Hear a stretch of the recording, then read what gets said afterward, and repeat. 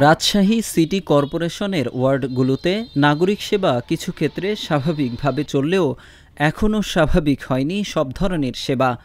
৫ August Sheikh Hasina সরকারের পতনের পর মুখ থুবড়ে পড়েছিল সিটি কর্পোরেশন, উপজেলা ও ইউনিয়ন পরিষদের মতো সেবা খাতগুলো। তবে এখন ধীরে ধীরে স্বাভাবিক হচ্ছে পরিস্থিতি।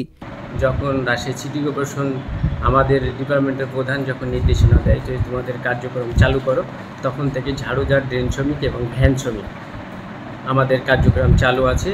আর অফিসিয়াল যেগুলো জানালা দরজা এগুলো ছিল না, এগুলো লাগাইছি 14 তারিখ থেকে আমাদের কার্যক্রম চলমান।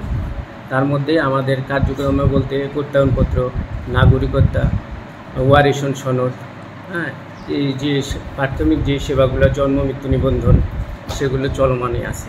হ্যাঁ, আমরা সেবা পাচ্ছি। কিছুদিন বন্ধ ছিল, এখন নিয়মিত কর্ম হচ্ছে। এদিকে নগরীর অধিকাংশ কাউন্সিলর পলাতক থাকলেও সচিব, সুপারভাইজাররা পরিস্থিতি সামলে দিচ্ছেন সেবা। কার্যালয়গুলোতে জন্ম নিবন্ধন, ওয়ারিশ সনদ ও নাগরিকত্ব সেবা চালু থাকলেও বন্ধ আছে বৈদ্যুতিক খুঁটি, পারিবারিক ও জমি সংক্রান্ত সালিশ মীমাংসার মতো সেবাগুলো। এছাড়া কন্যা দায় ও হতদরিদ্রদের আর্থিক ও সামাজিক সেবাগুলোও রয়েছে বন্ধ। দেশের এই পরিস্থিতিতে আমরা পারিবারিক বিচার সালিশ, জমি সংক্রান্ত সবকিছু আপাতত আমরা বন্ধ আছে। যতক্ষণ না দেশের পরিস্থিতি স্বাভাবিক হবে ততক্ষণ পর্যন্ত আমরা এগুলা কার্যক্রম করতে পারছি। কিছু সামাজিক চাহিদা যেটা থাকে জনগণের, সেইটা প্রাপ্তির ক্ষেত্রে কাউন্সিলর সাহেবদের সঙ্গে একটু সমন্বয়ের অভাব হচ্ছে। এছাড়া দাপ্তরিক যে সকল সেবাগুলি আছে সরকার প্রদত্ত, সেগুলি আমরা শতভাগ প্রদান করতে সক্ষম। রাজশাহী সিটি কর্পোরেশনের ৩০ জন কাউন্সিলরের মধ্যে ২০ জন এখনও পলাতক। তবে নাগরিক সেবায় কাউন্সিলরদের অনুপস্থিতি তেমন প্রভাব ফেলছে না বলে জানিয়েছে ১৬ নম্বর ওয়ার্ড কাউন্সিলর আব্দুস সোবাহান লিটন।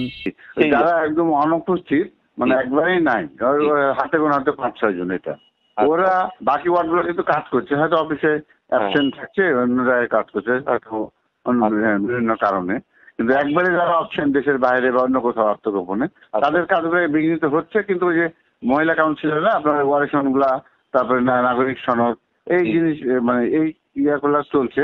আর পরিষ্কার পরিচ্ছন্ন হয় যে সচিব আছে, তারপর আপনার ওয়ার্কার আছে, যারা সুপারভাইজার, এরা পরিষ্কার। এদিকে নাগরিক সেবা কিছুটা বিলম্বিত হলেও কাউন্সিলরদের অনুপস্থিতি, ক্ষতিগ্রস্ত কার্যালয় ও স্বল্প জনবল নিয়ে সেবা প্রদানে কিছুটা বেগ পেতে হচ্ছে সংস্থাগুলোকে। এ অবস্থায় সমস্যাগুলো চিহ্নিত করে দ্রুত সমাধানের দাবি সাধারণ নাগরিকদের।